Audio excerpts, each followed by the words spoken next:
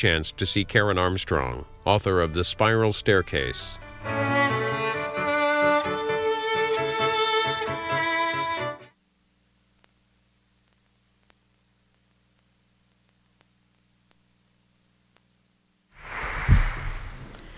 Over the last 2 weeks, I have had the very, very meaningful experience of having the opportunity to read The Spiral Staircase, My Climb Out of Darkness. And just to show you how on the front wave of things we are, this book was given to me as a pre-publication date because the book was only published this past Tuesday. So we are here in this very lovely occasion to inaugurate this book with Karen Armstrong and the Knopf Company. And so it's a very special privilege for us. Most of you, I know, over the past decade have read several of Karen Armstrong's studies on Islam, Judaism, and Christianity, in which she is seeking to enlighten us on a multi-faith dialogue and perspective, and demonstrating that we are all seeking the same God. We have these books in the other room, and you'll have the opportunity to purchase them and to purchase The Spiral Staircase, which Karen will autograph for you afterwards. A History of God, biographies of Muhammad and Buddha, Jerusalem, One City and Three Faiths. I'm not going on because she has now written 15 books, and you'll have a chance to browse on them, I think. Tonight, she's going to share with us a more personal spiritual journey, which interweaves her own story with the story of her interfaith journey that she has made. And I want to read to you from the final paragraph of this wonderful new book of hers. She says, "I picture a narrow spiral staircase. I tried to get off of it and join others on what seemed to me to be a broad, noble flight of steps, thronged with people. But I kept falling off. And when I went back to my own twisting stairwell, I found a fulfillment that I had not expected. Now I have to mount my staircase alone. And as I go up step by step, I am turning again, round and round, apparently covering little ground, but climbing upward, and I hope toward the light." One of our great forerunners here at Union, Robert McAfee Brown, said, "We read biography and autobiography because we want to learn about ourselves."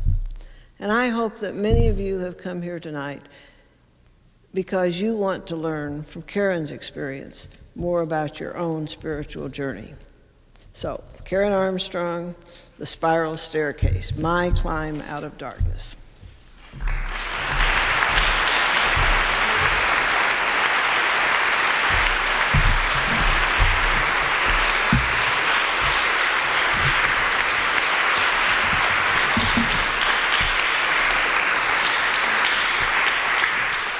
Thank you, Dean. It's a great privilege to be here in this great and important seminary, and a great privilege.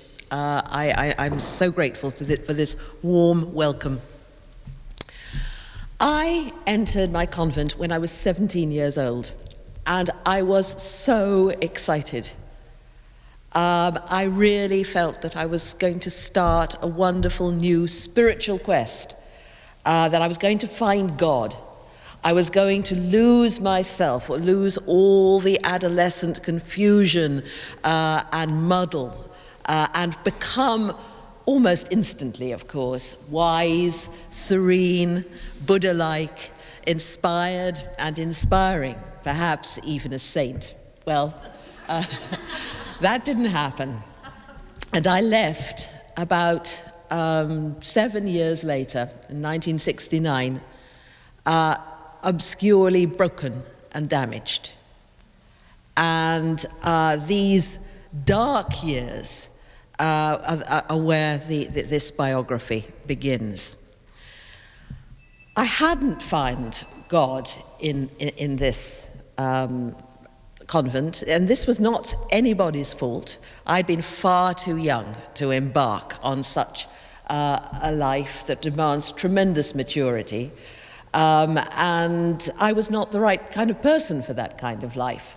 I called my first book Through the Narrow Gate, because Jesus goes on to say only a few people find the narrow gate. And I was not one of those few. I did meet nuns in my religious order who were mature, whole, kind, compassionate people. But I knew that I wasn't going to be like that. And so, with great sorrow and sadness, I left, and everybody was immensely kind to me when I left. That was hard, because in a sense it would have been so much easier to have flounced out in a state of righteous indignation. But we were all sorry, and I came out to a strange world. Now, why hadn't I found God? Well, for one thing, I had found it in the convent, to my huge disappointment and secret shame, almost impossible to pray. Every single morning I went into that convent chapel to make a meditation. We practiced the discipline of meditation taught by St. Ignatius Loyola in his spiritual exercises. And all I can say it was not for me. I have no problem concentrating normally. I can sit in front of a book for hours at a time and not even notice the minutes passing. But when I could not keep my mind on God for more than 2 minutes, immediately it either went skittering off down a series of self-indulgent byways, fantasies, distractions, or else sunk in a sort of torpor of gloom, boredom, or even sleep. I was an adolescent and didn't like getting up so early in the morning. And throughout the day, too, we had periods of mental prayer, and the heavens remained closed. Now, I don't know what I thought should be happening. I certainly didn't expect visions or voices or anything of that sort. But I felt I should have some kind of encounter, and at least I should be able to keep my mind on God. But nothing like that happened. I seemed almost allergic, antipathetic to God. And I would say to my superiors, look, I'm just failing at this. I cannot do it. And they replied, oh, nonsense, sister, you're exaggerating as usual. Everybody has an off day. But I'd love, as I say, to have had an off day, because that would have meant that some of my days were on. Now, you can appreciate that this inability to pray was, to put it mildly, something of a drawback for a nun. But I carried around this as a secret cause of shame. It touched everything, because a nun's commitment must be measured by the quality of her prayer. And I began to wonder, whether there actually was a God. Maybe it was like the emperor's new clothes. Maybe none of us could keep our minds on our prayers. Maybe none of us encountered the divine. But everybody was too afraid to say so. And I found myself wondering, perhaps there isn't a God. How do we know that God existed, or that Jesus was divine? How do we know all this? And then I'd think, well, how can God possibly reveal himself to a nun who harbors these shameful doubts? And so on I went. And when I finally left the religious life, I struggled on in the Catholic Church for a while. And the Dominicans kept me in longer than I might have been while I was at Oxford University. But then, when I got to London, I just gave it all up without any great fanfare. I just felt simply exhausted by religion. And for about 13, 14 years, I wanted nothing to do with it and thought I'd finished with God.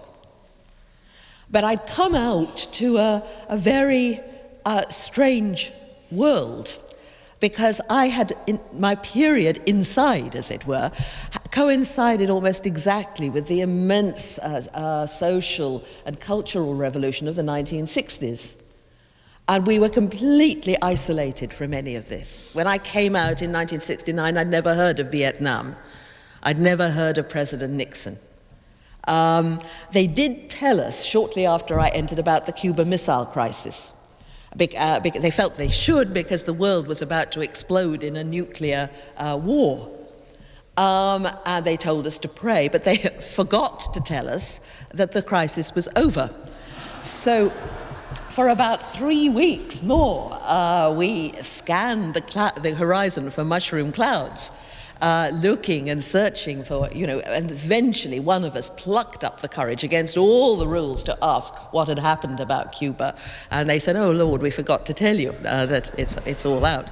So you can see how isolated I was. And then I confront this world of the 1960s, utterly transformed.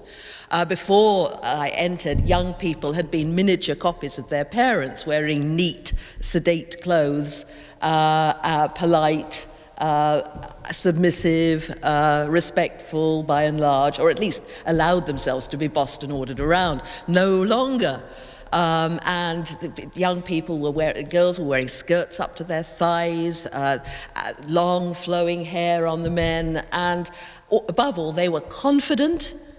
And they were protesting. They were always protesting about something, about the establishment, the system, the tyranny of the Oxford Dons. And I thought to myself, heavens, they should try the convent. These kids don't know what tyranny was. The mild, laissez-faire sort of spirit of my Oxford College seemed paradise to me. But then I remembered my last year in the convent, when I had been the one protesting against a system that I believed I had outgrown its day. I was one of the last people to go through the old system that was reformed by the Second Vatican Council. And a lot of customs had congealed over the years. And they were trying to turn us into Victorian ladies who kept their eyes down, kept their voice quiet, never ran upstairs, and above all, were utterly submissive.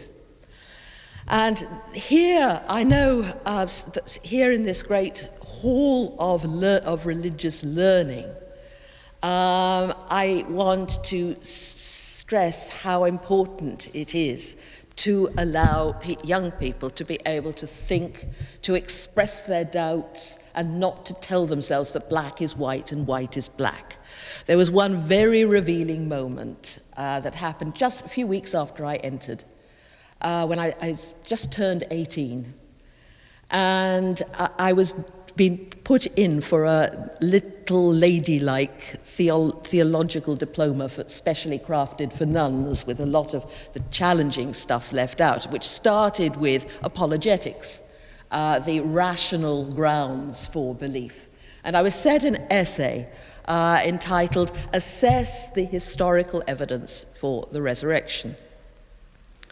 Well, I knew what I had to do. The textbooks were there. I was told exactly what pages to read, and I produced an essay showing that the historicity of the resurrection was about as unproblematic as the Battle of Waterloo, but with a sort of sinking feeling that I really couldn't go along with all this. I just didn't see it working out. So the very nice nun who was teaching us gave my essay back and said, "This is very good, sister, you'll do well in the exam." And I said, "But mother, it isn't true, is it?" And she looked at me and gave a kind of moan, and inserted her hand under our tight headdress, rubbed her forehead, and sighed and said, "No, sister, it isn't true, but don't tell the others." Now, now this was part of a program.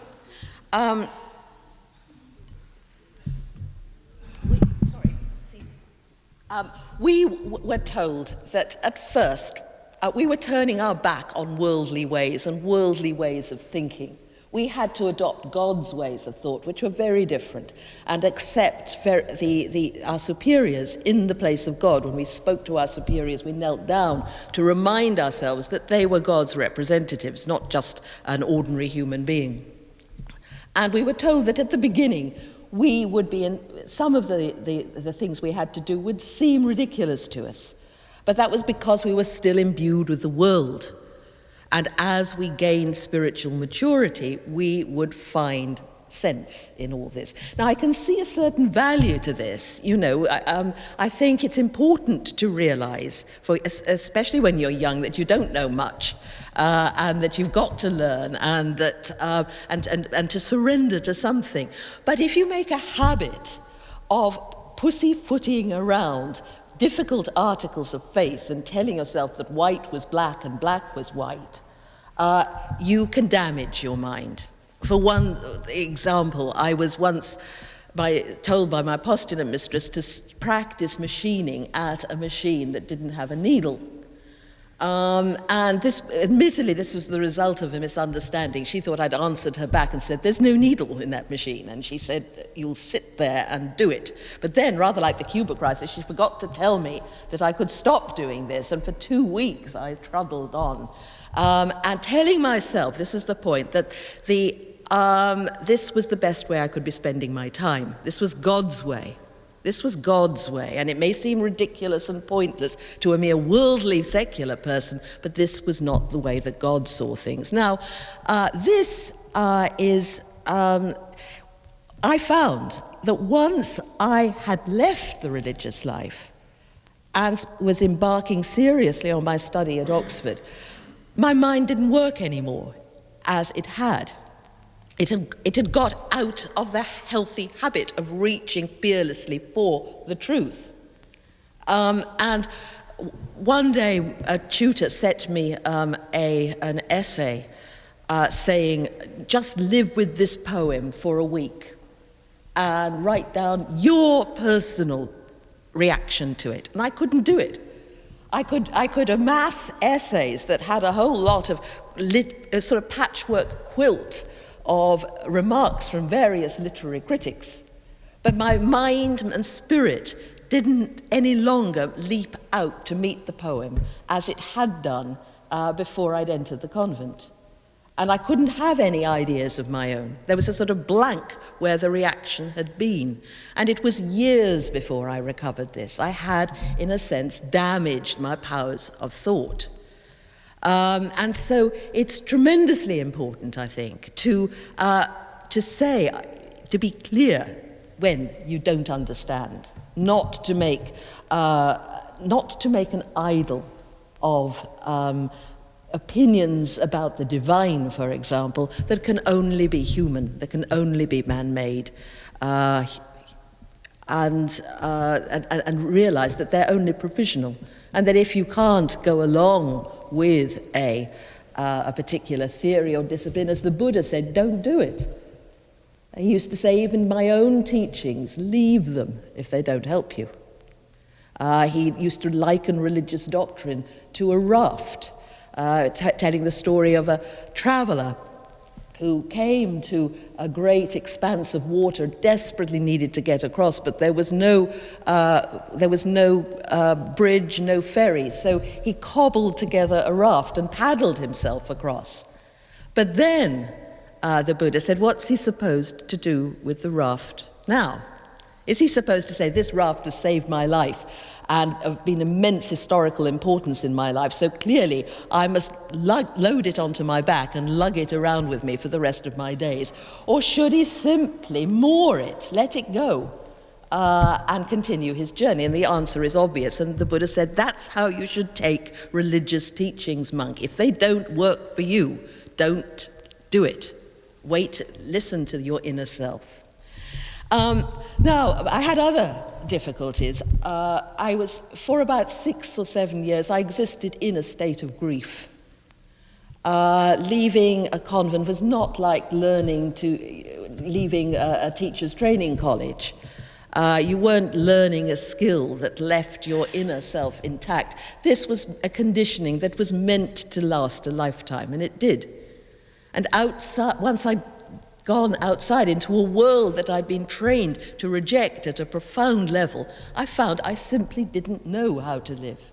And this was very common. I was at the head of a massive exodus of nuns who left during the 1970s. And after a while, they realized that this was a real problem, that people were disoriented, almost needing the kind of debriefing that people have after they've been in a cult or something of that sort. And they're needing help to sort of unlearn what they'd learnt in the convent. But there was nothing like that available for me, so I stumbled on. I became anorexic. I became suicidal, not because I particularly wanted to die, but I just didn't know how to live. I'd seemed to have lost the art, lost the knack of living. And I had another problem. I had undiagnosed temporal lobe epilepsy. In the convent, I'd had occasional fainting attacks where I'd suddenly pass out for a few minutes, and I was told to pull myself together. This was sheer hysteria and attention grabbing. And I remember thinking to myself, well, my our subconscious must be extremely slow on the uptake.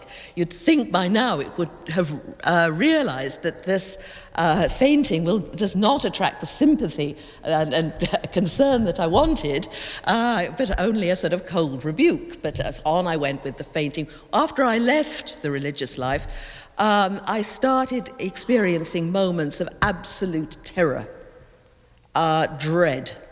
It's the sort of thing that people often have when they're dying, because their brain is in turmoil. I'd go out to a place and find myself somewhere completely different. Or I'd be outside and the world would suddenly crack open and I wouldn't recognize my surroundings. Everything looked strange, sinister, menacing, sinister. And then suddenly everything would clock back into place. Well, I thought I was going mad. I thought that I had rejected the world and I was absolutely unable to live in it now. It was tearing me apart. And I went to doctors who sent me to psychiatrists and talked about my entirely unexceptional childhood.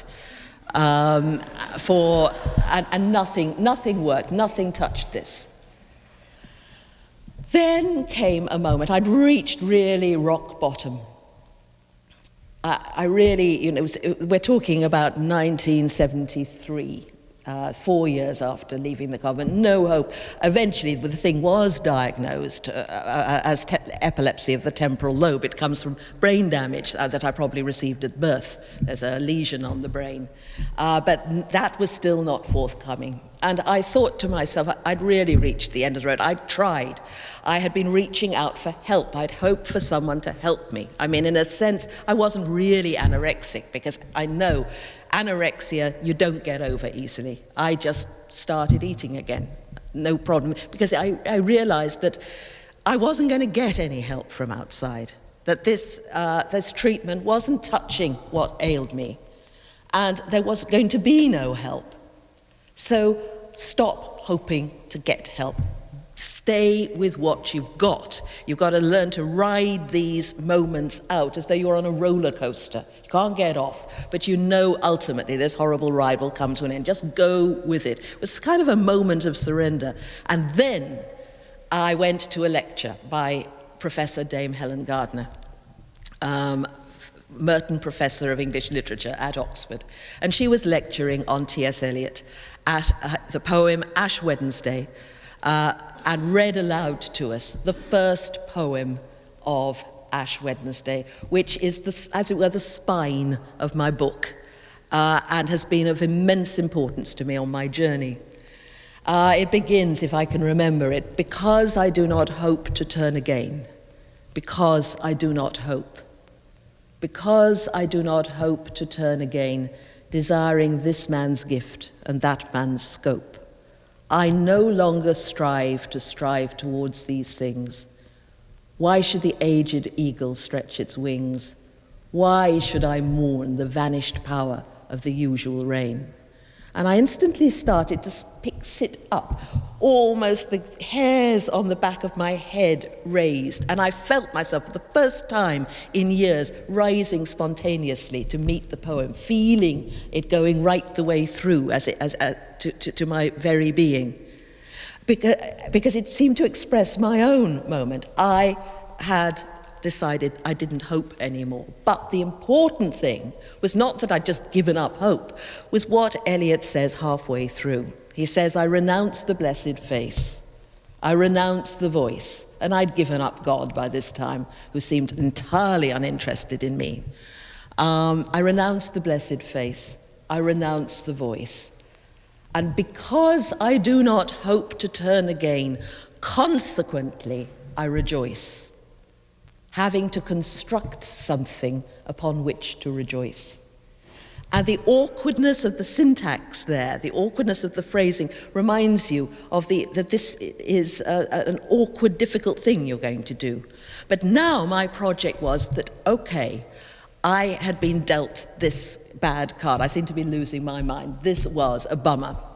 But I still had a lot going for me. After all, I was still leading an extremely privileged life. I was studying at one of the best universities in the world. I had a certain amount of intelligence and talent. Things could be worse. And now my project was to construct my own joy. Because I do not hope to turn again, don't wait for help to come from outside. Consequently, I rejoice. And I would construct my own happiness now with as much care as an aeronautical expert constructs an aeroplane or an engineer constructs a computer. With that kind of precision, this would be my life's work. And things did start to look up at that point. I'd reached absolute bottom. But things on the outward path continued to go wrong. I'd wanted to be an academic. I'd wanted to teach English literature in a university, but I failed my PhD at Oxford. And I not only failed the thing, but I failed with hideous publicity, and there was a huge scandal about it. I couldn't even seem to fail normally. And there was a 5-month period when they tried to decide what on earth to do with me. They felt there had been irregularities in the examination process. But they eventually decided that because of the sanctity of the Oxford doctorate, my thesis couldn't be re-examined. So that was the end of my academic life. And then I had to go into school teaching. Then I got into school teaching. I didn't like it much, but at least it was a job. And I got, into things, and I had a little flat, and all was great. But I lost my teaching job after 6 years because of my bad health. By this time, the epilepsy had been diagnosed, but it took a while for the medication to find exactly the right kind of medication for me, and I was missing too much school time. I could see the point. They were good to me. They let me stay far longer than a lot of people would have done.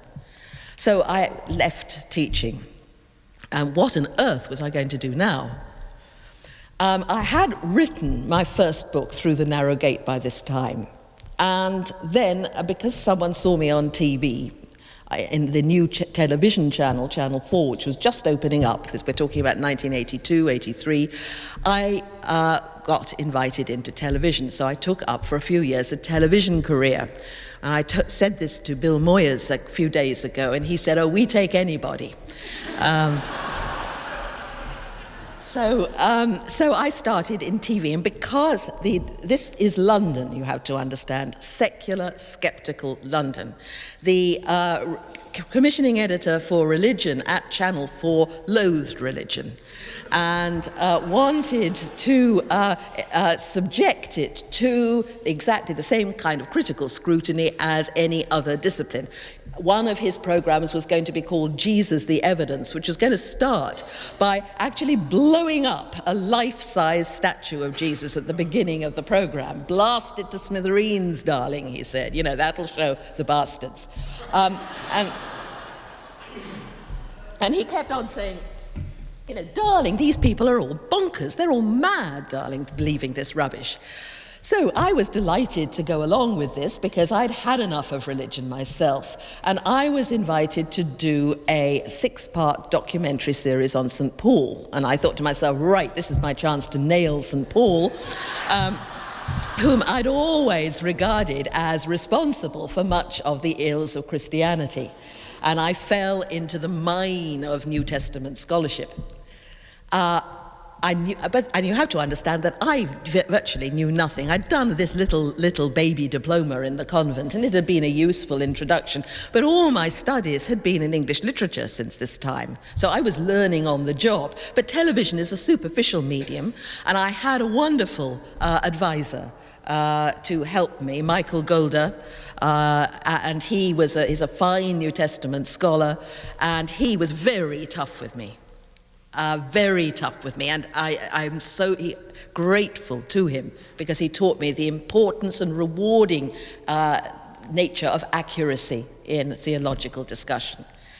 And I found that actually, when faced with the text, of course, I didn't hate St. Paul at all. And of course, I found out that a lot of the most difficult texts were not actually written by him. And following in his footsteps, as I was, going round the site, speaking where he had perhaps been, I found myself becoming closely moved and drawn to this difficult, pugnacious apostle. But most important, I was making this film in Jerusalem with an Israeli film company. It was a peculiar, no one else would have touched this with a barge pole, because we had no money, absolutely no money. There was no teleprompter, and everything had to be one take only. I was totally inexperienced in television, and at the end of and it was pretty hard hitting about the nature of what Christianity had become. At the end of it, the Israeli director said, "This is a religious program in only one respect. It is a miracle." And indeed, it was a miracle that we'd actually got together a product. I found, and I was, and yet, even though I'd thought I'd proved conclusively that Paul was the first Christian, that's what we call the series, the first Christian, not Jesus, and that the historical roots of Christianity were very shaky, people wrote to me and said, "Thank you for this. Now I feel I can go back to church." What? Hello? I thought I had proved conclusively that there was nothing in this, that it really was bonkers, as John had thought. But obviously I hadn't. There must have been something in that, and probably my feeling of being moved by Paul. But I was learning important things. I was discovering the other Abrahamic traditions. And I realized in Jerusalem how extremely parochial my religious life had been hitherto, entirely Catholic indeed, not even, Christian, entirely Catholic.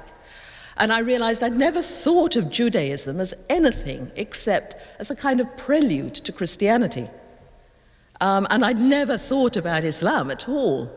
But in Jerusalem, you can't help noticing these faiths, and I began to see the profound connection between these religions of Abraham, and as well as the differences between them. And from that moment, I started to study the other traditions, and began to find there, and also in Greek Orthodox Christianity, a whole lot of elements in religion that had never occurred to me before, that were entirely new.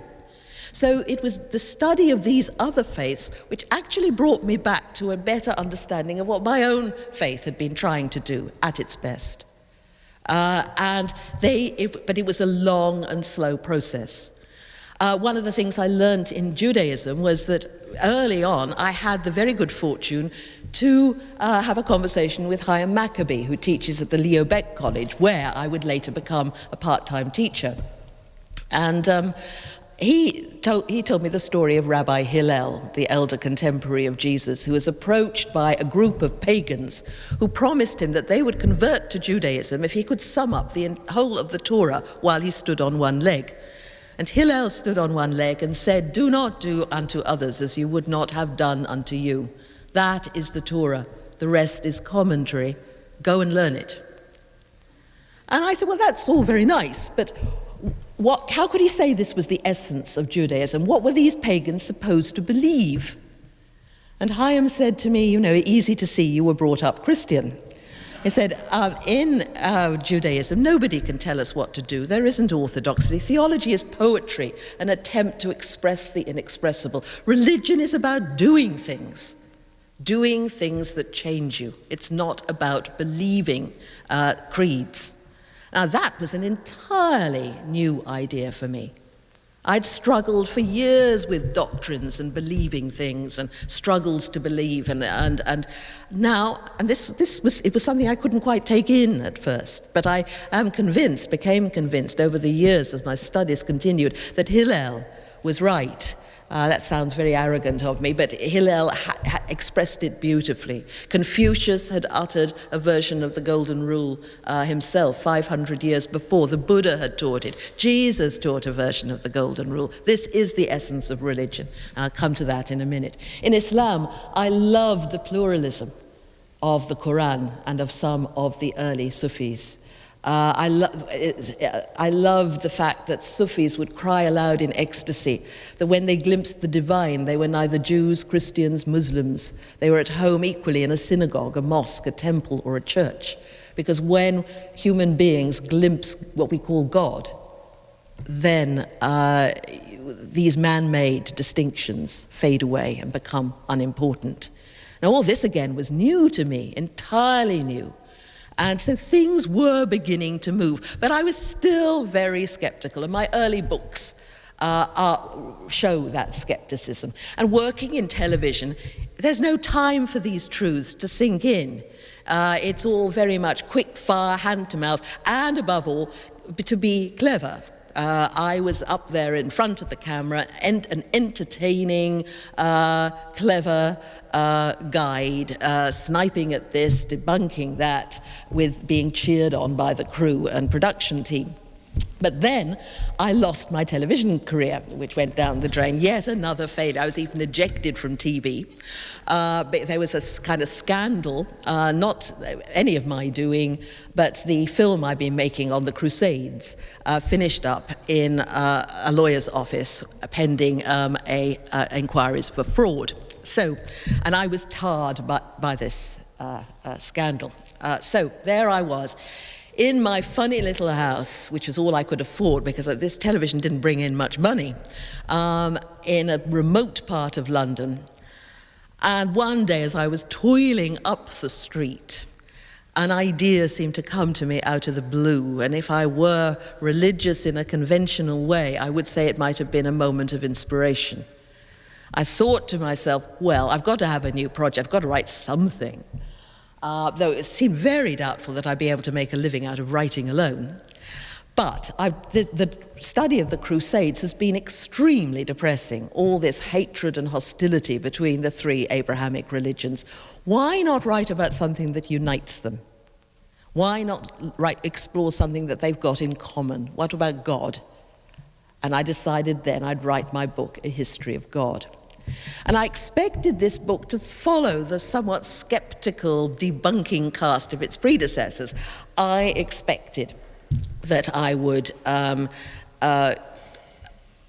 show how each age refashioned God in its own image according to its own needs, just manipulated the theology to suit itself. But there was a difference this time.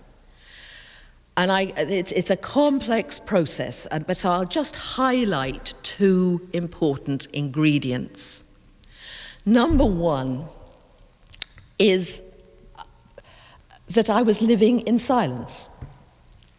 When I've been working in TV, we'd constantly having production meetings, chitter-chatter, and it was easy to take a text and say to, your once skeptical colleagues in secular London, that, look at this is loony, and they would say, bonkers, darling, but there was no one to say that to now.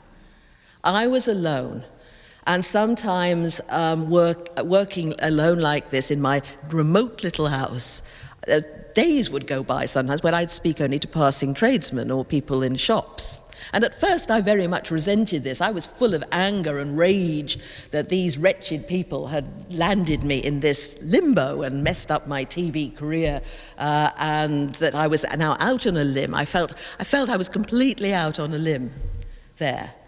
But gradually, the silence took on a different quality. And of course, silence is a key element in the monastic life.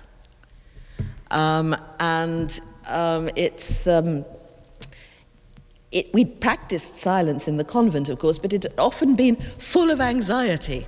I was nearly always in trouble about something, or I was worried about something, or there was a sort of bad atmosphere, or I was doing needlework, which I couldn't do, and it was just all upset. But this was a difference. There was just me, nothing between me and the text.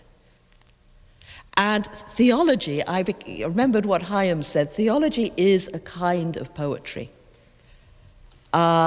We should take as much trouble with our theological statements as if we were writing a great poem. And our rituals should be constructed with the same kind of care as if we were putting on a play in Broadway. Not just mindlessly chanted, either as a slogan or as a sort of glib statement of orthodoxy which hasn't been thought out. It should lead us, as the Greek Orthodox says, to a moment of absolute silence. Like as at the end of a symphony, when the last notes die away and before the applause breaks out, there's that beat of silence when you know there's nothing to be said. And I started to find in this silence, I was having to enter into my own world. And the silence was becoming a musical accompaniment to the text, as it were. And I was beginning to respond to the texts in an entirely different way. They were going in and were changing. Second, I was lucky to find very early in my studies, when I was reading a monumental 3-volume work on the history of Islam, a wonderful book, Marshall G.S. Hodgson's Venture of Islam, there was a footnote in volume 1. And as a diligent student, I always read my footnotes, and I'm very glad I did. Because Hodgson he was explaining in this chapter about mystical, esoteric Islamic thought. And he was saying, the historian of religion cannot approach this kind of spirituality from the vantage point of post-Enlightenment rationalism in a kind of superior way. Look, these poor yokels didn't understand the importance of reason. You've got to divest yourself of your preconceptions and practice what he called the science of compassion. Now, what he meant by that, of course, scientia, doesn't mean science in the sense of a laboratory or physics or chemistry. It's a way of knowledge, scientia, knowledge. A knowledge based on compassion, which doesn't mean, of course, feeling sorry for people, but it means to feel with. And he said the historian of religion must not leave any text, any idea, any spirituality, until he has come to the point where he can imagine himself feeling the same. He has to keep asking himself, but why? But why? But why? And constructing in a scholarly way the context that made this possible. And until he feels some answering resonance, real answering resonance in his being. Otherwise, you'll just remain glibly on the purely rational surface of things. And so I copied this out, and I found it helpful, because when I was writing about somebody like Muhammad, for example, I had, even though I didn't believe in a God myself any longer, a personal God who spoke, nevertheless, I was having to enter the mind of Muhammad, a man who believed that he had been touched by this God. And unless I could somehow, I'd enter into that experience, see to some degree, what it had meant to him, I would miss the essence of Muhammad. Now, this is important, I think, for 2 reasons. A, remember the golden rule, the essence of religion. I came in my studies to realize, especially with my study of the Buddha, that the religious life the essence of the religious life is not doctrines or beliefs, it's the practice of compassion. We seek ecstasy in our lives. And ecstasy doesn't necessarily mean going off into a trance or a vision. Ekstasis means to go beyond the self, to stand outside the self. And when you enter the mind of another, you put yourself behind. And compassion is one of the best ways of dethroning yourself from the center of your world and putting another there. And this, I found, over time was beginning to change me. And funnily enough, now that I was able to relate to other people's feelings, I began to experience a real joy. And there were moments in my study when I would occasionally feel touched by some form of awe or wonder or delight. Now, my colleagues at the Leo Baeck College laugh at me and tell me that that's a very Jewish spirituality, that this is what Jews do when they study Torah and Talmud. They immerse themselves in the text, feel touched within and lifted momentarily beyond themselves. And St. Benedict used to make his monks practice a discipline that he called Lectio Divina, divine study, whereby you read that your texts, your scripture, your fathers of the church, and in the course of it you might experience milliseconds of what Benedict called oratio, or prayer. And this was I realized my work was becoming a kind of meditation, the kind of meditation that I'd been unable to do in the convent, but this was what had happened. I'm just checking up on the time yet. So I'm now going to draw my remarks to an end. I call my book The Spiral Staircase because, for a number of reasons. First, because that poem, Ash Wednesday, has been so important in my journey. And it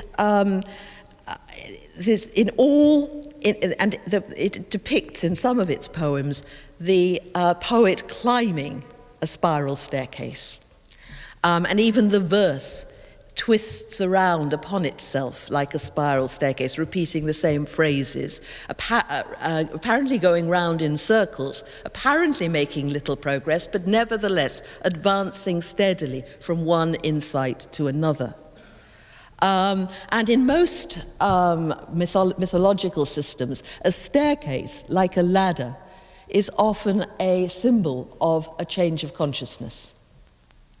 And I would now describe myself a religious person. I used to call myself a freelance monotheist because I drew nourishment from all three of the monotheistic religions. And could see none of them as superior to the others. I was nourished by all three. But now that's not really accurate, because not only have I written about the Buddha, I'm now engaged in a study of the Hindu tradition and the Chinese, who have wonderful insights. And they are not theists in our sense. So, but yes, I'm a religious person. You could even say that I'm a convalescent, as it were. I'm in recovery, and study is my kind of therapy, bringing me back to a sense of religion and the sacred, and being taught the disciplines of ecstasis and compassion in my study. I love my work. I cannot wait to get up in the morning. I'm wandering around and I have to do boring things like drying my hair. And I keep sneaking up to the study and having a little peek as to see what I'm going to be reading that day. And I just love it. I feel so privileged. But I also sometimes smile to myself because, in a sense, what am I? I mean, I'm still a kind of nun after all these years. I'm never married. I live alone, in silence for most of the time when I'm not on tour, and spending my days writing, thinking, speaking about God, religion, and spirituality. And Rosemary read out that last my last conclusions, where I seem to keep on thinking of Eliot's spiral staircase. And much of my life has been so repetitive. I kept making stupid mistakes. People kept telling me, you're not really suited for the academic life. And I wasn't, not really. And thank goodness I did fail that thesis. I wouldn't be here tonight. I wouldn't have been on the same journey. Sometimes it's not a bad thing to fail. It just nudges you into a different mode, into a different perception. But I keep making the same mistakes, the same disasters, round and round and round. And yet all the time, I was changing. And so here I am in front of you, a seeker, a nun on the spiral staircase, reaching out with my readers towards the light. Thank you very much. Thank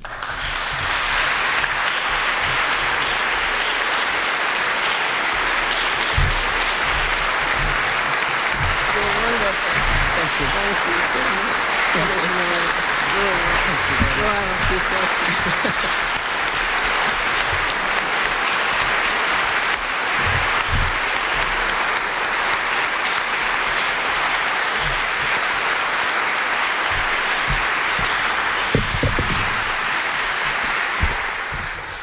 Thank you so much, Karen, for sharing your spiritual quest with us and for helping us to, I hope, come to greater discernment of our own spiritual quest. Thank you. We want to give a little bit of time now for you to ask questions or make any comments that you might like to, and Karen asked me to field those.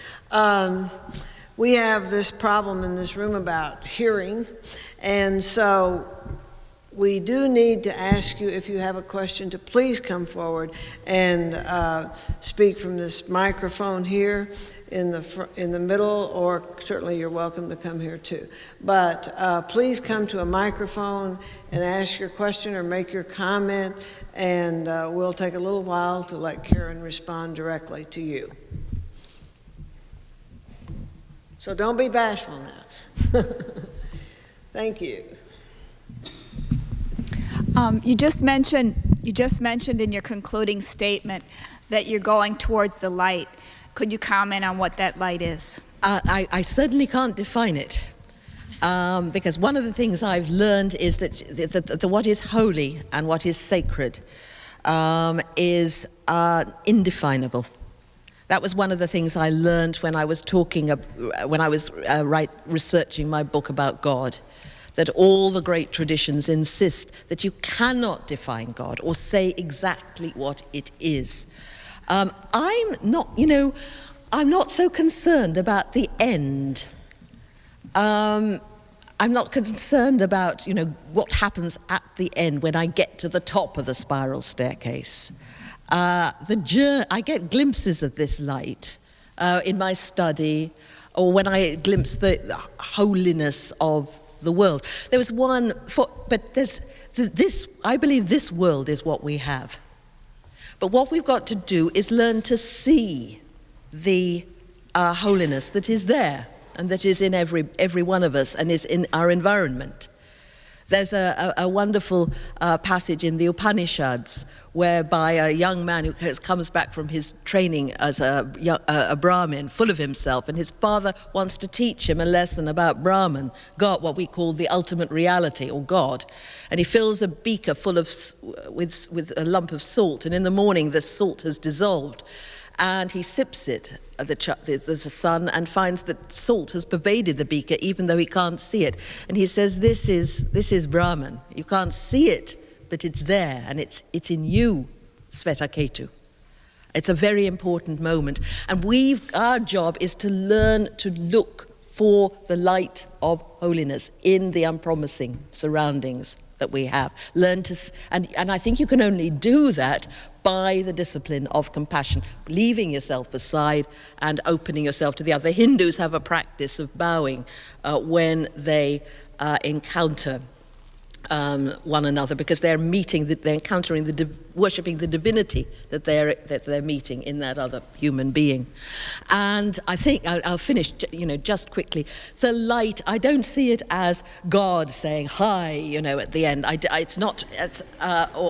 But I suppose enlightenment is what I'd like. The Buddha is one of my favorite people. And he would say it's not important to know what happens at the end, but you'll get a peace. I suppose what I'm talking about is the realm of sacred peace at the center of yourself, so that you can live in the pain of this world somehow at peace and still and quiet. That's what I'm hoping for. That's enlightenment. I'm a long way off.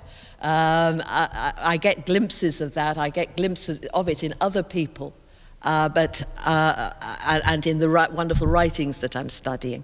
But I've not yet met that light. And of course, if I knew what it was, that wouldn't be a light, the light at all, because it would be just a bright idea of my own. Yes. Thank you for a great talk, very fresh and insightful and generous. I wanted to ask you a question, because this may be the only opportunity after everyone's going to want to talk to you about something. Have you read a book that made a great impression on me, and perhaps you haven't read it? It was written by an ex-Jesuit named Jack Miles, called God, a Biography. Yes, I did read it. But I don't. It was more of an exercise in literary criticism, I think, and I enjoyed it. I thought it was brilliantly clever, and Jack and I are in contact with one another and sharing our insights, and that's one way to do it. For me, the literary approach, it's not for me because it smacks too much of my Eng-lit background. And I still approach English literature as a slightly competitive scholar. I sort of fell into that habit. But it's a great book and very thought-provoking. Thank you. Yes. Hi, thank you. You said at the end of your talk, you spoke about your experience with the three major monotheistic religions, and how as you say, I think you said find none superior to the other, and now you've gone on to other religions.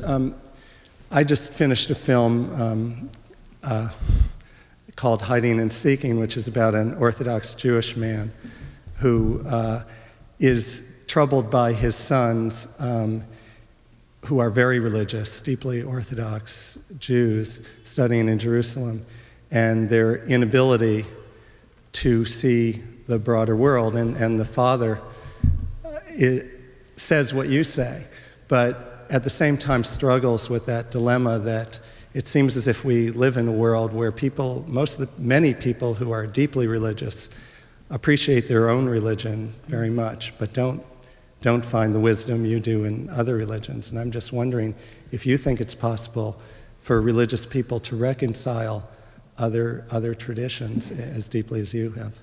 I think it's essential now. You see, I don't think interfaith, since September the 11th, changed our world. Thank you. It's a very good and important question.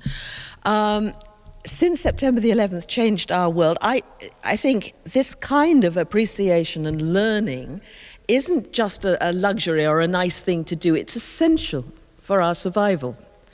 But the problem is great. Now, I don't recommend everybody to follow my freelance monotheist or whatever it is path. That's because I've had a rather peculiar religious journey. And as I say, I'm convalescent. I have no idea where I'll end up. Who knows? I mean, Said Hussein Nas, the distinguished Islamic scholar, is often saying to me, Miss Armstrong, it's time you settled down and stopped all this sort of cruising around the religions. And he may have a point. But for me at the moment, I'm on this quest. But I think the important thing is to root yourself, if you can, in your own tradition. Explore its riches to the full. Stick with it. Go with it, but learn to look out at other people. And you know, in a sense, that is happening in a way. It's been happening in a way for a long time, because we do live in a plural world, whether we like it or not. We're living cheek by jowl with people of other faiths. And for example, more Christians read Martin Buber than Jews. And Jews read Paul Tillich and Harvey Cox. Jesuits are learning meditation from Buddhist monks. People are calling themselves Jewish Buddhists or Christian Buddhists. And people are beginning to reach out and reading about, reaching out quite spontaneously without any great fanfare to other faiths. And picking up Sufi, Rumi, for example, very popular in the West, and quite rightly too, a wonderful mystic and poet. So I think that is happening, but we are living in a frightening world. We're living in a global village. I am excited by the opportunities of pluralism.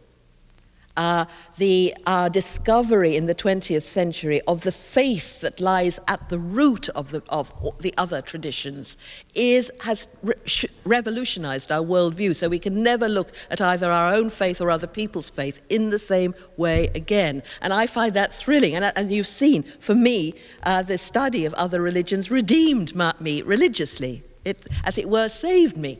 But other people find this very threatening. And we have to understand it's no good dragooning people and saying, you've got to be tolerant, because that's a contradiction in terms. I'd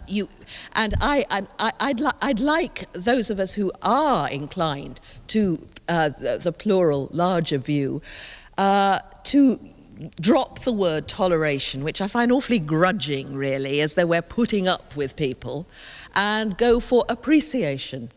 It doesn't mean that that we're being asked to give up our own tradition, but get a few tips from other people. How have you done this? How have you avoided this pitfall? What can we learn from this mysticism? You see, I think in the monotheistic world, we have a huge amount to learn from the Buddha, for example, in with his emphasis on practice and on compassion.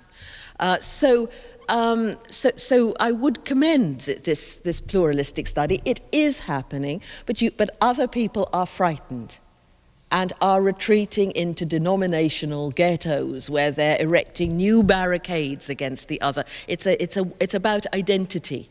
Now, we use religion to give ourselves a sense of identity, but identity can't become the be-all and end-all of the religious quest, because otherwise we just get ego blown up. As Heschel, Rabbi Joshua Heschel said, when we put ourselves at the opposite pole of ego, we're in the place where God is. But when people are frightened, they do retreat. And we've got to realize the fear that lies at the heart of so much of the intransigence that we are seeing around us today, and try to assuage those, somehow, I don't know how, those fears and anxieties. We have two more people bringing us questions, and I'm going to honor those questions before we go into our reception. So come forward, Jennifer. Hi, I just wanted to thank you for coming to Union. My name's Jennifer. I'm a student here at Union, and it was lovely having you. And I've been reading so much about prayer lately for my thesis, and I was wondering, you started off talking about your prayer life, and I was wondering how that's come full circle now with this book and the other. Thank you. Prayer, I still to this day cannot meditate. To this day, if the thought of it makes me feel uneasy and scared and frightened and depressed because of those awful hours of failure at the beginning. But my prayer is my study, and this is a great thing. I think too that prayer is for us. I think it helps us to use language in a different way that helps to break down the ego, even when we're singing or praising. How often in life do we actually wholeheartedly praise somebody?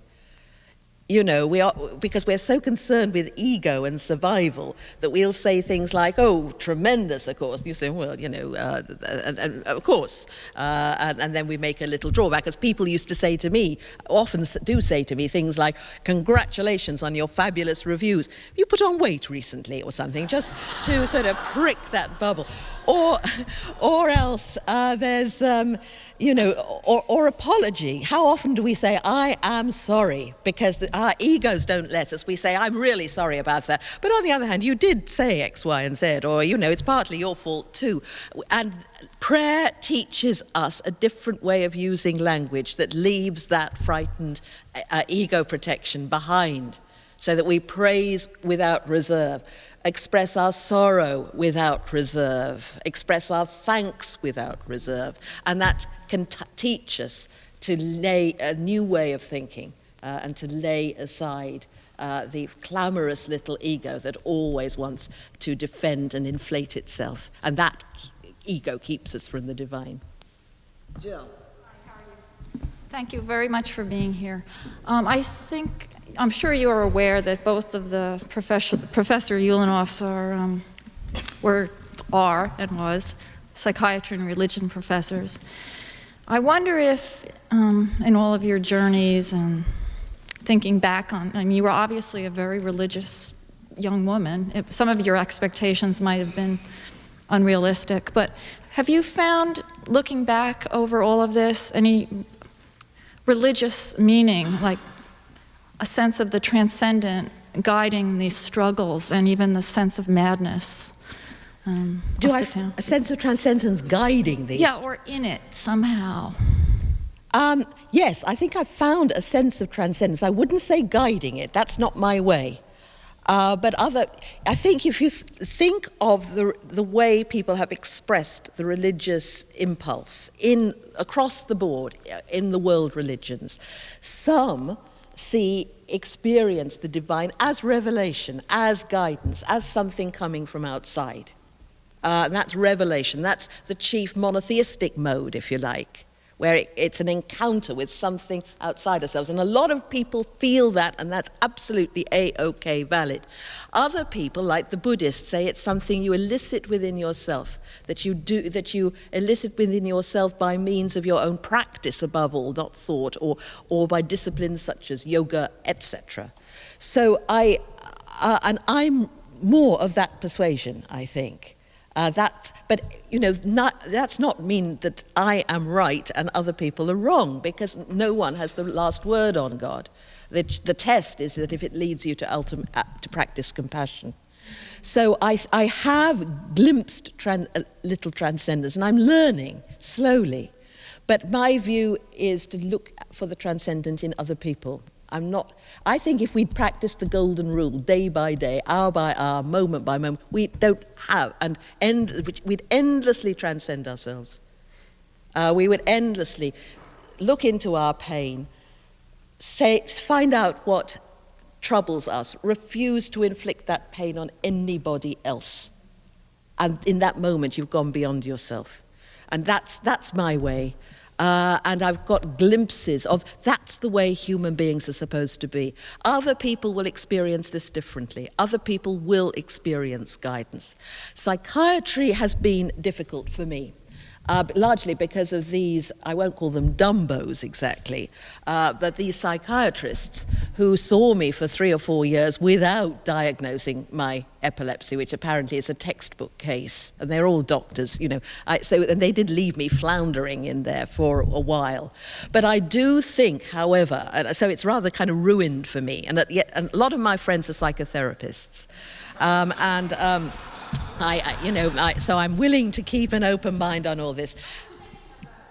If you think of William James' sick soul, the meaning being found in the religious meaning being found in the struggle and sometimes in the downright pathology. Yes, I think, but I see your point. I think that we all have struggle. We all experience suffering, and that can be meaningful, or we can turn it in upon ourselves and let it corrode us, the struggle. The struggle can make us turn in. And sometimes it's easy to say, well, you've just got to sort of find meaning in it. When you're really down, it's impossible. You're numbed, you're beaten down. So it is, I think he calls them sick souls because those kind of William James, because these bursts of light, sudden transcendence, can be a little suspect. The Greek Orthodox find it suspect, for example, in that they see it as a slow, steady, incremental change. And that will involve struggle, but not in an egotistic way. I do see mysticism, that psychotherapy can be a modern secular form of mysticism, one by one, with a guru, going down into the depths of the self to find a new strength, a new personality there. Huge convergences between some of the Jewish mystics in particular, who in the 12th century are talking about free association and those kind of techniques that would later become psychotherapeutic. So I think that there are all kinds of convergences there, but I'm slightly leery of studying psychology or psychiatry because of my own bad experience with it. Thank you, Karen. Before any of you leave the room, I want to excuse Karen and Sheila O'Shea, who is with her, from the Alfred Knopf Company, and let them walk down the aisle first and go into the refectory where they will have books that Karen can sign for you, and if we wait and let you go out first, then she'll never get out. So